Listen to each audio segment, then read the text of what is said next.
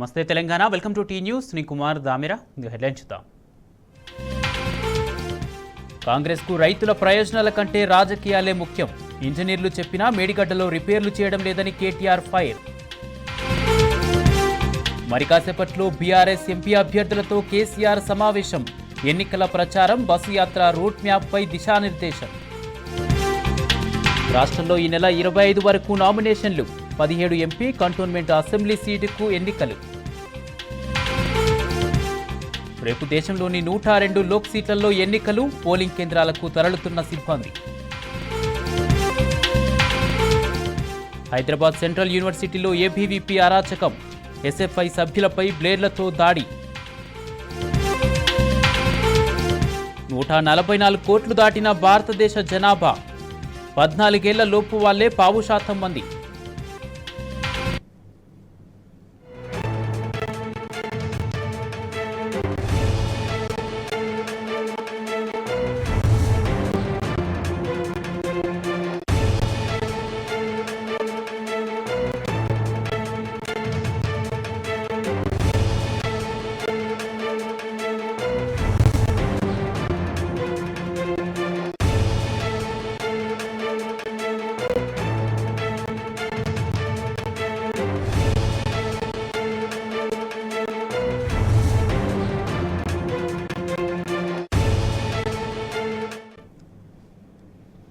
Parliament ఎన్నికల notification విడుదలవడంతో ఎన్నికల వ్యూహంపై గులాబీ బాస్ స్పీడ్ పెంచారు. కాసేపట్లో తెలంగాణ భవన్లో కేసీఆర్ అధ్యక్షతన పార్టీ విస్తృత స్థాయి సమావేశం జరగనుంది. పార్లమెంటు అభ్యర్థులతో ప్రత్యేకంగా భేటీ కానున్న కేసీఆర్ పార్టీ ఎంపీ అభ్యర్థులకు బీఫారాలు అందజేయనున్నారు. ఎన్నికల ఖర్చుల నిమిత్తం నియమావళిని అనుసరించి 95 లక్షల రూపాయల చెక్కును అధినేత చేతుల మీదుగా ఎంపీ అభ్యర్థులు అందుకోనున్నారు. ఎన్నికల ప్రచారం, బహిరంగ సమావేశాల నిర్వహణ తదితర అంశాలపై పార్టీ అభ్యర్థులకు దిశానిర్దేశం చేయనున్నారు. ఎన్నికల ప్రచారంలో భాగంగా నిర్వహించనున్న బస్సు యాత్ర రూట్ మ్యాప్పై కూడా ఈ సమావేశంలో నిర్ణయం తీసుకోనున్నారు.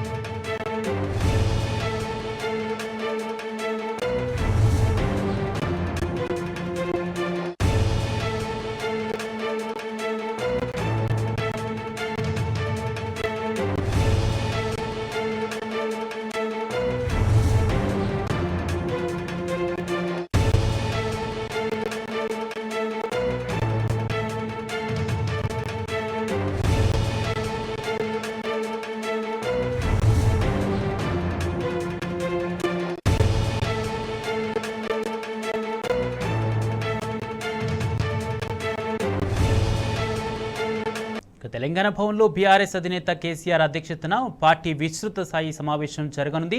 దీనిపై మరింత సమాచారం ప్రతినిధి వంశీకృష్ణ లైవ్ ద్వారా అందిస్తారు.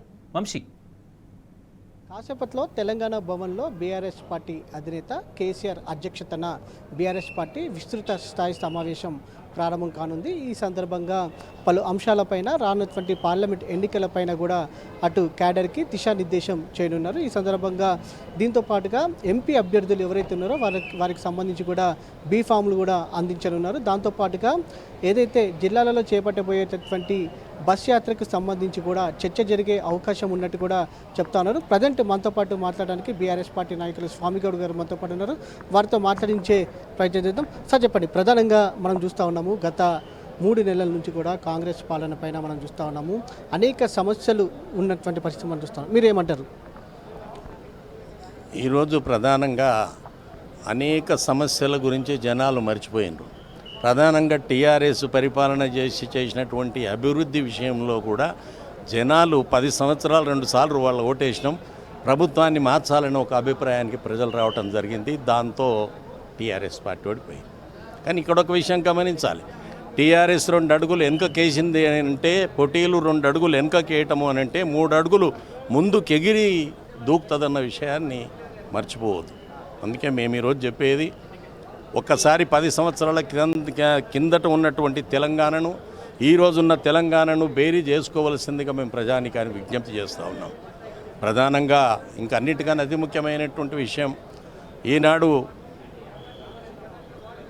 బలహీన వర్గాల అభ్యర్థులకు ఏదైతే టీఆర్ఎస్ పార్టీ సీట్లు కేటాయించిందో వాటన్నింటిలో కూడా వాటితో పాటుగా తెలంగాణలో ఉన్నటువంటి బీసీ సామాజిక వర్గం అంతా కూడా ఒకటి కావాల్సినటువంటి అవసరం స్పష్టంగా కనబడతా ఉంది. కారణం ఏ ఒక్క పార్టీ కోసమో కాదు, బీసీలు ఇన్ని సంవత్సరాల నుంచి తన ఓటు తనకు వేసుకోకుండా ప్రతిసారి ఎవరికొకరికి వేయటం వలన బీసీలు నిర్లక్ష్యానికి గురి చేయబడతా ఉన్నారు. అయితే ఈసారి అవకాశం వచ్చింది. అవకాశం వచ్చినాడు కూడా మనం వెనకంజ చేసి మాకు హక్కులు రాలేదు అని పోరాటం చేయటం న్యాయసమ్మతం కాదు. కాబట్టి నేను ఖచ్చితంగా ఈరోజు బీసీ సోదరులకు విజ్ఞప్తి చేస్తూ ఉన్నా, తెలంగాణలో ఉన్న ప్రతి ఒక్క బీసీ సోదరుడు తన ఓటు బీసీ అభ్యర్థికి వేసుకోవడానికి ప్రయత్నం జరగాలి. ఆ విధంగా జరిగిన నాడు ఈ పార్టీలన్నీ కూడా రేపు ఆలోచిస్తాయి. బీసీలంతా ఇన్ని లక్షల ఓట్లు బీసీలో ఉండగా మనం ఎందుకు బీసీలకు సీట్లు ఇవ్వలేదు ఇన్ని రోజులని అప్పుడు ఆలోచనలు పడతాయి. అందుకే నేను బీసీ మిత్రులందరికీ విజ్ఞప్తి చేస్తున్నా, బలహీనులమని మన చెవిలో భగవద్గీత చదివినట్టు చదివి మనల్ని బలహీనులను చేసినారు. మనం బలహీనులం కాదు, బలమైనటువంటి కులాలం మనం. మన కులాలని ఏకమైతే ఎదిరించే మొనగాడలేడు. కాబట్టి ఖచ్చితంగా చెప్తా ఉన్నా, బీసీ సామాజిక వర్గం అంతా కూడా ఒక తాటిపైకి వచ్చి ఈ యొక్క బీసీ అభ్యర్థులను గెలిపించుకోవాల్సినటువంటి అవసరం ఉంది. 16 లక్షల ఓట్లు ఒక్క చేవెళ్ళ నియోజకవర్గంలో ఉన్నాయి. మరి ఎందుకు ఈ 16 లక్షల ఓటు ఏకంగా పోల్గావు? ఒక్కసారి ఆలోచించండి. అందుకే బీసీలు ఒక్క దగ్గర నలుగురు బీసీలు తిరిగితే తిరగనియనటువంటి ఈ సమాజానికి బుద్ధి చెప్పవలసినటువంటి అవసరం ఉంది. అందుకే బీసీ మేధావులారా, బీసీ విద్యార్థి సంఘాలు, బీసీ సంక్షేమ సంఘాలు ప్రతి ఒక్కరూ ఎన్నికలు అయిపోయిన తర్వాత జెండలు పట్టడం వల్ల వచ్చేదేమీ లేదు. ఎన్నికలు వచ్చినప్పుడు అవకాశం ఉన్నప్పుడు నీ అభ్యర్థికి, నీ వాడికి నీ ఓటు నువ్వు వేసుకో. పోస్టర్ అటకబెట్టేది మనం, గంట కట్టేది మనం, చెట్టు ఏలాడ తీసేది మనం, ప్రతిదీ మనం చేసినప్పుడు, డప్పు మనం కొట్టినప్పుడు, గజ్జె మనం కట్టినప్పుడు ఓటు మనది మనం ఎందుకు కోసుకుంటలేం? ఒక్కసారి బీసీ నాయకులు, బీసీ విద్యార్థి సంఘాలు, బీసీ సామాజిక వర్గాలు, బీసీ మేధావులు ఈరోజు ఆలోచన చేయవలసినటువంటి అవసరం ఉన్నది. అందుకే నేను బీసీ నాయకులందరికీ, బీసీ సమాజ వర్గానికి నేను విజ్ఞప్తి చేస్తూ ఉన్నా, దయచేసి బీసీ సామాజిక వర్గం అంతా కూడా ఒక తాటిపైకి వచ్చి మన ఓట్లు మనం వేసుకుందామని చెప్పి విజ్ఞప్తి చేస్తూ ఉన్నాం. ప్రధానంగా మనం చూస్తూ ఉన్నాం, ఈసారి రైతుల సమస్యలు కూడా గణనీయంగా పెరిగినటువంటి పరిస్థితి గత 3 నెలల కాలంలో. ఈ సందర్భంగా బీఆర్ఎస్ అధినేత కేసీఆర్ జిల్లాల పర్యటన చేపట్టారు. డైరెక్ట్గా రైతులతోనే మాట్లాడి వారి సమస్యలు తెలుసుకున్నటువంటి పరిస్థితి కూడా మనం చూస్తూ ఉన్నాము. ప్రజెంట్ ఇప్పుడు ఏదైతే బస్ యాత్రకి సంబంధించి కూడా ఏర్పాట్లు జరుగుతూ ఉన్నాయి, దాని మీద కూడా చర్చ జరగనుంది. ఎలా ఉండబోతుంది అంటే బస్ యాత్ర?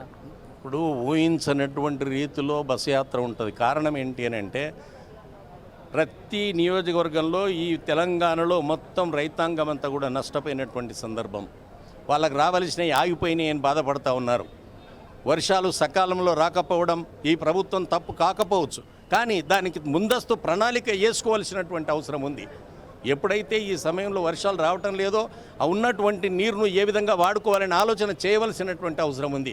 వాటి మీద కాకుండా ఎన్ని రోజులని చెప్పి మీరు కాళేశ్వరం కథ చెప్పుకుంటూ పోతారు. పొరపాటు జరిగిన మాట వాస్తవం, కాళేశ్వరం పొరపాటు జరిగింది. ఆ పొరపాటు జరిగిందని జీవితకాలం చెప్తూ పోతామా? దాన్ని సరిదిద్దే ప్రయత్నం చేద్దామా?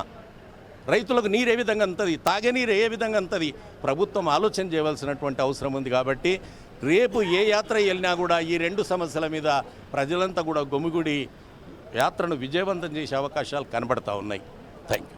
ఇది మొత్తం మీద చూస్తే మాత్రం ఈసారి బీఆర్ఎస్ పార్టీ బీసీలకు అత్యధిక సీట్లు కేటాయించినటువంటి నేపథ్యంలో బీసీలను గెలిపించుకోవాల్సిన బాధ్యత ప్రజలకు ఉందని కూడా ఏదైతే స్వామిగౌడ్ గారు వారి అభిప్రాయాన్ని వ్యక్తం చేసినటువంటి పరిస్థితి కూడా మనం చూస్తూ ఉన్నాము. ఇప్పటికే తెలంగాణ భవన్కు సంబంధించి చూస్తే మాత్రం మాజీ మంత్రులు కావచ్చు, బీఆర్ఎస్ పార్టీ ఎమ్మెల్యేలు కావచ్చు, దాంతోపాటుగా ఎమ్మెల్సీలు కావచ్చు, మాజీ మంత్రులు కావచ్చు, దాంతోపాటుగా మాజీ ఎమ్మెల్యేలు, ఎమ్మెల్సీలతో పాటుగా బీఆర్ఎస్ పార్టీ ముఖ్య నాయకులందరూ కూడా తెలంగాణ భవన్కి చేరుకుంటున్నటువంటి పరిస్థితి కూడా మనం చూడొచ్చు. Right, thank you Vamsi.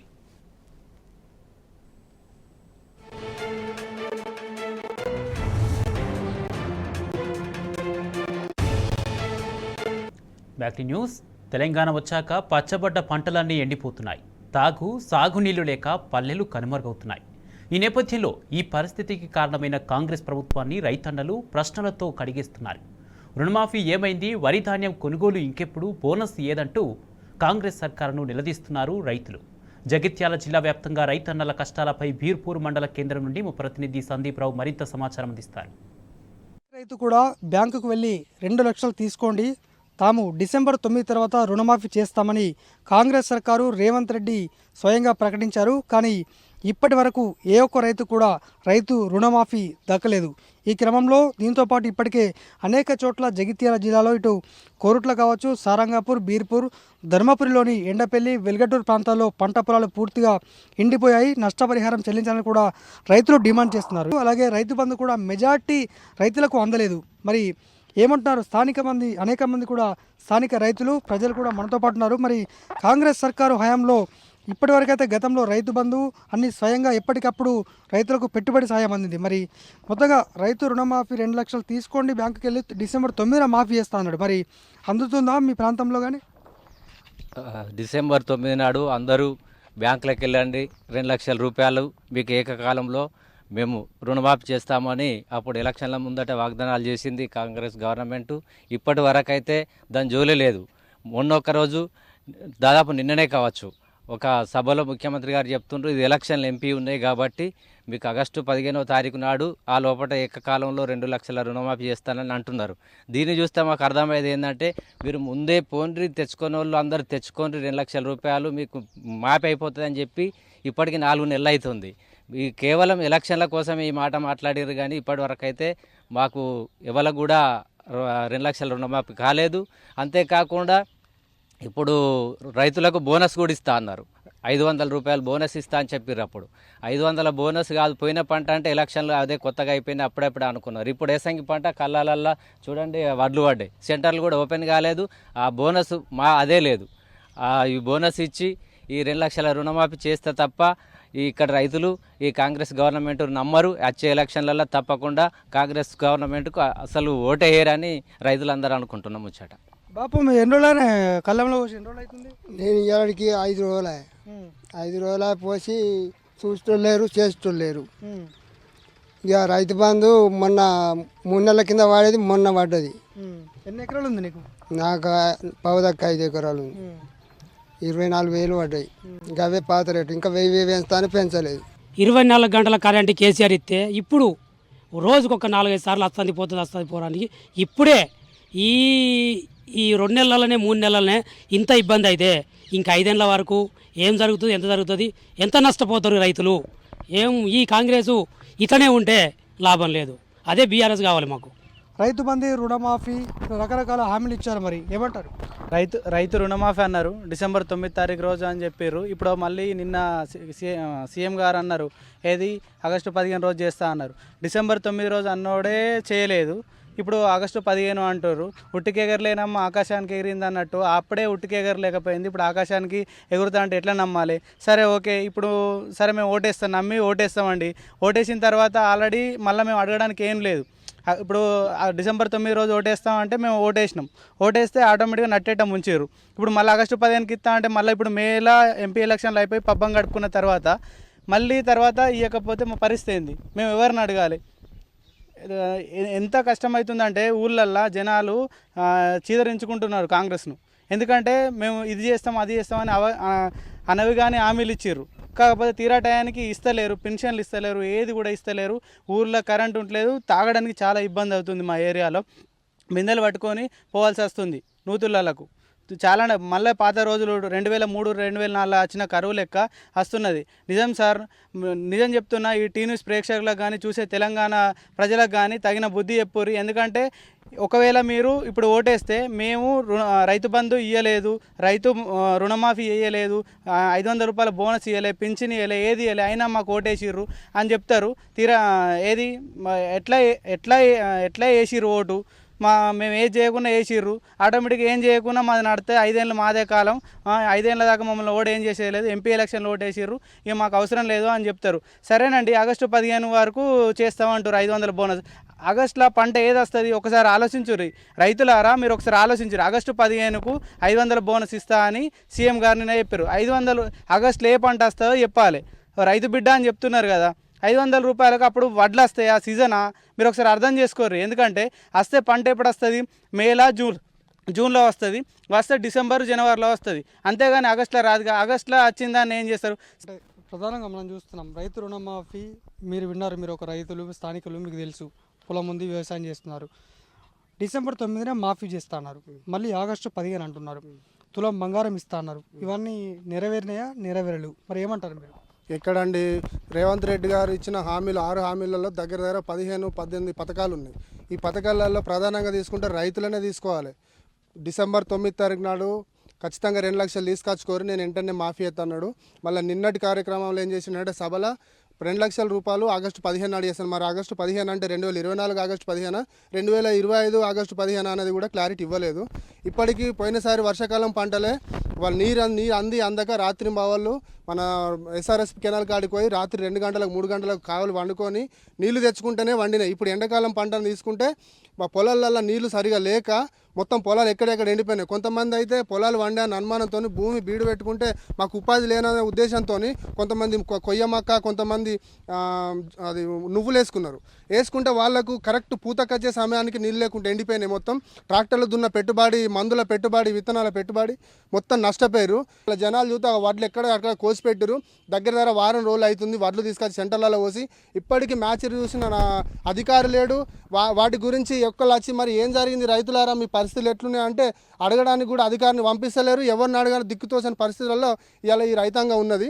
December 9న రైతు రుణమాఫీ చేస్తున్నారు. మళ్ళీ ఇప్పుడు ఎన్నికల సాకు, ఎంపీ ఎన్నికల సాకు కోడును సాకుగా చూపుతూ మళ్ళీ ఆగస్టు 15 తర్వాత 2 లక్షల రుణమాఫీ చేస్తామంటున్నారు. ఇక రైతు బంధు అంటే రైతులకు బీఆర్ఎస్ సర్కార్ హయాంలో కేసీఆర్ గారు స్వయంగా రైతు పెట్టుబడి సాయం కింద 10,000 రూపాయలు 2 విడతలుగా అందించారు.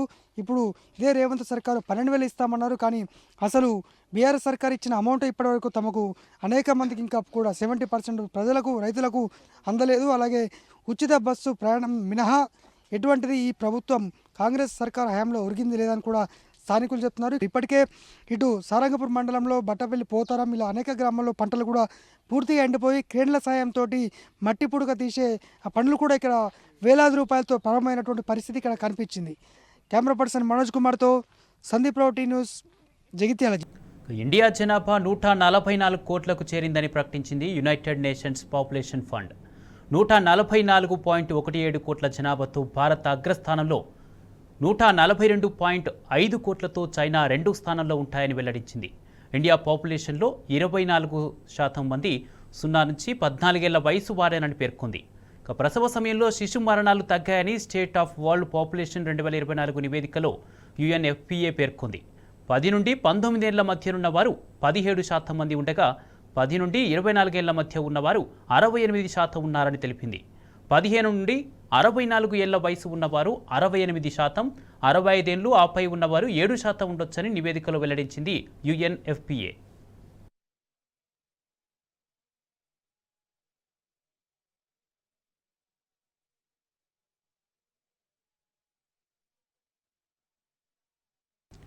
దిగ్గజ టెక్ కంపెనీలు ఉద్యోగులను ఇంటికి పంపే పనిలో పడ్డాయి. 2023లో లక్షలాది మంది ఎంప్లాయీస్కు పింక్ స్లిప్పులు ఇచ్చిన కంపెనీలు 2024లోనూ అదే పాలసీని ఫాలో అవుతున్నాయి.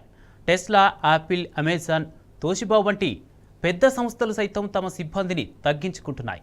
2024 ఫస్ట్ హాఫ్లో ఇప్పటి వరకు దాదాపు 58,000 మంది ఉద్వాసనకు గురైనట్లు నివేదికలు వెల్లడిస్తున్నాయి. తాజాగా గూగుల్, తోషిబా లాంటి బడా కంపెనీలు మరోసారి ఉద్యోగులను తొలగిస్తున్నాయి. ఇటు Citi Group, Xerox, Black Rock లాంటి కంపెనీలు కూడా సిబ్బందిని తగ్గించుకుంటున్నాయి. కంపెనీల పునర్వ్యవస్థీకరణలో భాగంగా ఈ నిర్ణయం తీసుకుంటున్నట్టు తెలుస్తుంది. ఇరాన్పై ప్రతీకార దాడి చేస్తామని స్పష్టం చేశారు ఇజ్రాయెల్ ప్రధాని బెంజమిన్ నెతన్యాహు. అయితే ఆ దాడి ఎప్పుడు, ఎలా చేయాలనే విషయంపై తమ దేశమే నిర్ణయిస్తుందన్నారు. ఈ విషయంలో మిత్ర దేశాల సూచనలను తాము పట్టించుకోమని తేల్చి చెప్పారు. ఇటు నెతన్యాహు వ్యాఖ్యలపై ఫైర్ అయ్యారు ఇరాన్ ప్రధాని ఇబ్రహీం రైసీ. తమ దేశంపై పరిమిత స్థాయిలో దాడికి దిగిన పరిణామాలు తీవ్రంగానే ఉంటాయని హెచ్చరించారు. తాము మరింత భారీ దాడులకు దిగితే ఇజ్రాయెల్ మిగలదన్నారు. కాగా ఇరు దేశాల దాడులు, ప్రతిదాడులతో పశ్చిమాసియాలో ఉద్రిక్త పరిస్థితులు నెలకొన్నాయి.